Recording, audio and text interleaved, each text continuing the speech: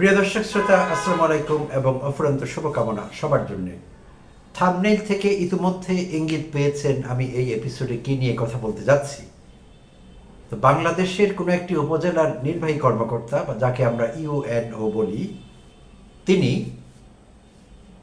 রাষ্ট্রের একজন নাগরিককে তাকে আপা বলে সম্বোধন করবার অপরাধে 50,000 টাকা জরিমানা করেছেন বলে একটি জাতীয় দৈনিক রিপোর্ট করেছে।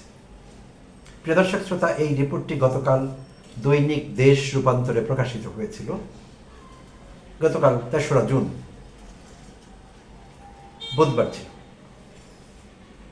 তো এইটি আসলেই নড়ে চড়ে বসবার মতো খবর। রাষ্ট্রের একজন কর্মচারীকে, হতে পারেন তিনি কর্মকর্তা, আপা বলে সম্বোধন করা কি কোনো অপরাধ? সেইটি কি কোনোভাবে একটি ক্রিমিনাল অফেন্স হতে পারে? তো বিষয়টি সেই ইউএনও বা নির্বাহী কর্মকর্তা সেভাবেই দেখেছেন। তো পরিষ্কার করছি বিষয়টি কোন উপজেলার কোন ইউএনও এই কাজ করেছেন। তার আগে একটু বলে নিতে চাচ্ছি, শেখ হাসিনা আমলে আওয়ামী লীগের পুরো সময়টিতে আমরা দেখেছি বিভিন্ন সময় জেলা জজ তাকে ভাই বলে সম্বোধন করায় তিনি চটে গিয়েছিলেন একজন বিশ্ববিদ্যালয়ের শিক্ষকের উপর। জেলা প্রশাসন বা ডিসি তিনিও বাংলাদেশের কোনো একটি জেলায় তাকে ভাই বলে সম্বোধন করায় রাষ্ট্রের আরেক নাগরিকের উপর ভয়াবহভাবে চটে গিয়েছিলেন। নির্বাহী কর্মকর্তারা অনেকবার করেছেন বিভিন্ন উপজেলায়, তাদেরকে ভাই বা আপা বলে সম্বোধন করাতে তারা খুবই বিরক্ত হয়েছেন, ক্ষুব্ধ হয়েছেন এবং তাদের মর্যাদাহানি হয়েছে বলে মনে করেছেন এবং সেই জন্যে রাষ্ট্রের নাগরিকদের বিরুদ্ধে ছোটোখাটো ব্যবস্থাও নিয়েছেন। কখনো মৌখিকভাবে তিরস্কার করেছেন, কখনো হুমকি দিয়েছেন, কখনো ছোটোখাটো জরিমানা করেছেন। এমন ঘটনা অতীতে ঘটেছে। তো আমরা বিস্মিত হইনি খুব বেশি, কারণ শেখ হাসিনা আমলে ছিল ঘটনাগুলো এবং শেখ হাসিনা আমলের সরকারি কর্মকর্তারা উপজেলা পর্যায় থেকে শুরু করে জেলা পর্যায়, বিভাগীয় পর্যায় কিংবা সচিবালয় কেন্দ্রিক আরও উপরের আমলারা, সামরিক বেসামরিক আমলারা, তারা শুধু আমলাই ছিলেন না, কর্মকর্তাও ছিলেন না, কর্মকর্তাই ছিলেন না, তারা একই সঙ্গে রাজনৈতিক নেতাও ছিলেন। তারা হাসিনার ক্রীড়নক হিসেবে ব্যবহৃত হয়েছেন, বিভিন্ন সময় রাজনীতি করেছেন, রাজনৈতিক বক্তব্য দিয়েছেন সমাবেশে প্রকাশ্যে। তাই তারা রাজনৈতিক ক্ষমতা বলেও ছিলেন বলিয়ান।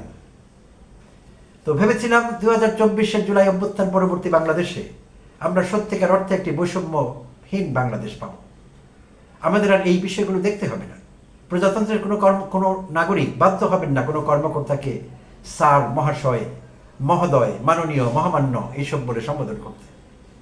চাইলে আপা বা ভাই বলে সম্বোধন করতে পারবেন। আর এই শব্দগুলো গালি নয়।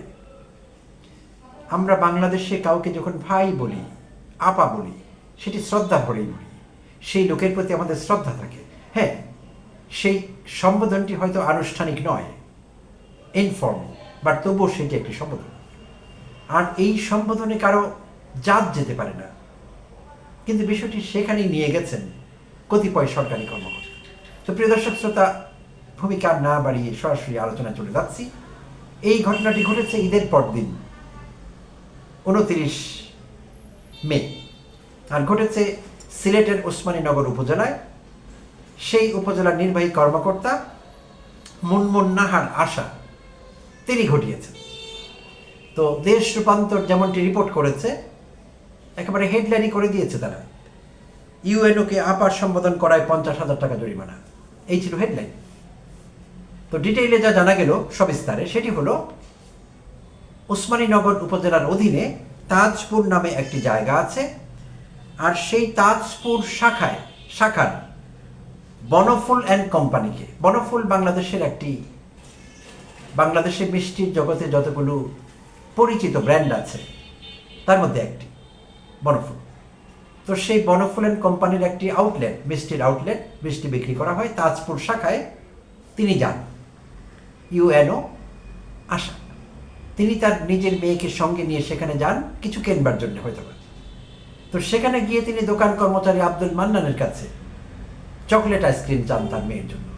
তো মান্নান তাকে চকলেট আইসক্রিম না থাকবার কথা জানান, যে তারা আউট অফ স্টক, শেষ হয়ে গেছে, অন্য আইসক্রিম চাইলে তিনি নিতে পারেন। তো তিনি অপশনটি নেননি, না নিয়ে তিনি মিষ্টি বিষয়ে নানান কোয়েরি করেন, যে মিষ্টি কতদিনের আগের বা কী লেনদেন। তো তো কর্মচারী আব্দুল মান্নান তাকে জানান যে আজকের কোনো মিষ্টি নেই, এই মিষ্টিগুলো আগের ঈদ উপলক্ষে নতুন মিষ্টি আসেনি, বাট মিষ্টিগুলো শুকনো বলে 2-1 দিন রেখে বিক্রি করবার নিয়ম আছে, তাই এগুলো আছে সংরক্ষিত এবং আমরা বিক্রি করছি। তো এক পর্যায়ে তিনি দোকানের ম্যানেজারকে দেখতে চান, ম্যানেজারের সঙ্গে কথা বলতে চান। তো সেই মুহূর্তে ম্যানেজার সোহেল বড়ুয়া দোকানের বাইরে ছিলেন কোনো কাজে। তো যখন তাকে জানানো হয় দোকানের ম্যানেজার অ্যাভেলেবল না, তখন তিনি আরও ক্ষুব্ধ হন কর্মচারী মান্নানের উপর এবং এক পর্যায়ে তাকে ভয় ভীতি দেখান, জেল জরিমানার কথা বলেন এবং বলেন যে সম্প্রতি বালাগঞ্জ উপজেলার, সিলেটের আরেকটি উপজেলার নাম বালাগঞ্জ উপজেলার ইউএনও তাকে বলেছেন যে এই বনফুলের এই কোম্পানিতে বা এই আউটলেটটিতে বাসি মিষ্টি বিক্রি করা হয়। তাকে আরও অনেকে নাকি এই কথা বলেছেন। তিনি অনির্দিষ্ট পাস্ট রেফারেন্স দিয়ে এই অভিযোগটি তুলেন কর্মচারী আব্দুল মান্নানের কাছে। তো কর্মচারী আব্দুল মান্নান তেমন কোনো উত্তর সেগুলো দিতে পারেননি, কারণ যেগুলো অতীতের অভিযোগ এবং অস্পষ্ট অনির্দিষ্ট। যদিও আমরা জানি মিষ্টির দোকান থেকে শুরু করে খাবার দোকান বাংলাদেশের অনেক জায়গায় এরকম অনিয়ম করা হয়, বাসি পচা খাবার মিষ্টি বিক্রি করা হয়। অতীতে বিভিন্ন জায়গায় বনফুলেরও 2-4টি আউটলেট কিন্তু ম্যাজিস্ট্রেটদের বসানো মোবাইল কোর্টে জরিমানা দিয়েছে। শুধু বনফুল নয়, বনফুল, ফুলকড়ি, বিক্রমপুর মিষ্টান্ন ভাণ্ডার, যত নাম করা বা পরিচিত মিষ্টির আউটলেট আছে কম বেশি সবগুলোই কিন্তু জরিমানা দিয়েছে, সেগুলো আমরা জানি। বাট এই নির্দিষ্ট ক্ষেত্রে সুনির্দিষ্ট কোনো অভিযোগ ছাড়াই ইউএনও আসা সেই আউটলেটের বিরুদ্ধে অভিযোগ করেন, কর্মচারীর বিরুদ্ধে দুর্ব্যবহার করেন সঙ্গে, এবং এক পর্যায়ে তিনি সাদা কাগজে সাইন করতে বলেন কর্মচারী আব্দুল মান্নানকে, যিনি একজন বয়স্ক লোক এবং কম লেখাপড়া জানা কিংবা অশিক্ষিত বলে জানা গেছে ম্যানেজারের বিবৃতিতে।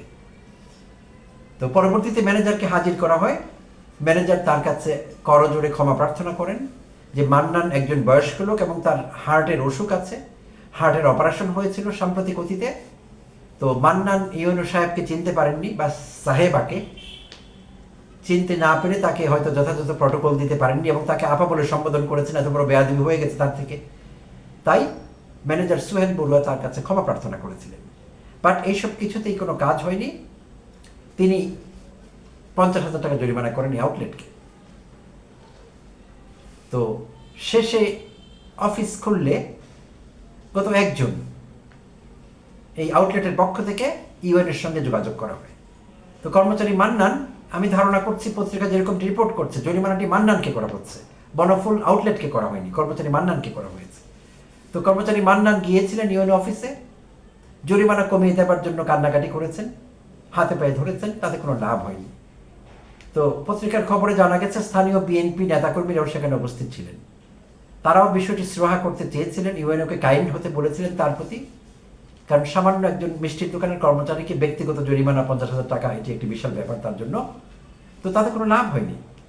শেষে বিএনপি নেতাকর্মীরা সিলেট 2 আসনের সিলেট 2 আসনের এমপি বিএনপি দলীয় তাহসিনা রুশদির সঙ্গে দেখা করে এই বিষয়ে প্রতিকার চান এবং তাকে অবগত করেন বিষয়টি। তো জানা যায় এক পর্যায়ে বনফুল অ্যান্ড কোম্পানি হয়তো সেই ইউএনওর ভবিষ্যৎ রোশানল থেকে বাঁচবার জন্যে কর্মচারী মান্নানকে ছাঁটাই করেন, তাকে চাকরি থেকে বরখাস্ত করেন এবং তার বেতনের থেকে এই টাকা কেটে নেবেন বা এমন কিছু ইঙ্গিত করেন বনফুল অথরিটি। যদিও স্থানীয় বিএনপি নেতাকর্মীদের হস্তক্ষেপে তার চাকরিটি রক্ষা পেয়েছে, তার চাকরিটি বাঁচানো গেছে, বনফুল তাকে সেই আউটলেট তাকে রাখতে রাজি হয়েছে। তো এই জন্য আমি বিএনপি স্থানীয় নেতাকর্মীদের ওসমানীনগর উপজেলার আন্তরিকভাবে ধন্যবাদ জানাই অন্তরের অন্তঃস্থল থেকে এবং প্রশংসা করি। তারা মানবিক কারণে একজন মিষ্টির দোকানের কর্মচারীর পাশে দাঁড়িয়েছেন এবং তার চাকরিটি রক্ষা করেছেন। যদিও এখানে এমনকি যদি সেখানে পচাবাসী মিষ্টিও পাওয়া যেত, নিয়ম অনুযায়ী সে আউটলেটের বিরুদ্ধে মামলা হওয়া উচিত ছিল, হতে হবে। কিন্তু একজন কর্মচারী আব্দুল মান্নান, একজন নিরীহ ছাপোষা মানুষ, যার এই ছোট্ট উপার্জনের উপর হয়তো তার পরিবার নির্ভর করছে, সেই মানুষটি এই অপরাধে চাকরি হারাতে পারে না। আর বনফুল আউটলেট তাকে চাকরি হারাতে, তার চাকরিটি খেয়ে ফেলতে জানা গেছে 26 বছরের পুরনো কর্মচারী। এই কর্মচারীকে এমনি খুশি খুশিতে তাকে বিদায় করে দিয়েছিলেন বা দিতে চেয়েছিলেন, বিষয়টি এমন না, আমরা বিশ্বাস করি না সেটি। ইউএনের ভয়ে তারা সেই কাজ করেছিলেন এবং সবচেয়ে হৃদয় বিদারক ঘটনা হলো তাকে সেই জরিমানার টাকাটি দিতে হবে বলে জানা গেছে, বনফুল অথরিটি এটাই বলেছে। তো এটি খুব দুঃখজনক। তো অতীতেও বিভিন্ন সময় মোবাইল কোর্ট বসিয়ে এবং ইউএনও সেদিন বলেছিলেন যে তোমার এত বড় দুঃসাহস, তুমি কি জানো যে তুমি কাকে আপা বলে সম্বোধন করছো? আমি এখানকার ম্যাজিস্ট্রেট, আমি এক্ষুনি একটি মোবাইল কোড বসাবো। এবং ঠিকই তিনি তার ক্ষমতা বলে তার সেই সেশনটিকে, কর্মচারী মান্নানের সঙ্গে তার যে সেশনটি চলছিল, ইন্টারাক্টিভ সেশন, সেই সেশনটিকে তিনি মোবাইল কোড হিসেবে গণ্য করেছেন, যদিও তিনি সেখানে গিয়েছিলেন ব্যক্তিগত কেনাকাটা করবার জন্য নিজ কন্যাকে সঙ্গে নিয়ে। তো ম্যাজিস্ট্রেট বা ইউএনওদের হয়তো সেই ক্ষমতা আছে 24/7 365, তারা যেখানে চান সেখানে তারা মোবাইল কোড বসাতে পারেন, হয়তো আইন তাকে সেই ক্ষমতাটি দিয়েছে। কিন্তু এখানে যা মনে হচ্ছে পারিপার্শ্বিক বিবেচনায় এবং পত্রিকার রিপোর্টে সব কিছু অনুযায়ী তিনি ক্ষমতার অপব্যবহার করেছেন, যেমনটি তার পূর্বসূরীরা করেছেন। ভাই বা স্যার বলে সম্বোধন করলে তাদের ইজ্জত বাঁচেনি। প্রিয় দর্শক শ্রোতা, এটি খুব দুঃখজনক। আইন করে এটি বন্ধ করতে হবে। রাষ্ট্রের কোনো কর্মচারীকে, সিনিয়র সচিব থেকে শুরু করে প্রত্যেকে রাষ্ট্রের কর্মচারী, প্রজাতন্ত্রের কর্মচারী, তারা জনগণের কোনো মনিব নন। তারা এই সত্যটি সবসময় ভুলে গিয়েছেন এবং সেই ঘোরের মধ্যেই তারা এখনো আছেন। যদিও ভেবেছিলাম 24 জুলাই উত্তর বাংলাদেশে এই বিষয়টি আর থাকবে না, কিন্তু এই বিষয়টি যায়নি, সবকিছু আগের মতোই আছে, কিছুই বদলায়নি। শুধু হাসিনা নেই, হাসিনার সবকিছু আগের মতোই আছে। দুঃখজনক সত্য এটি।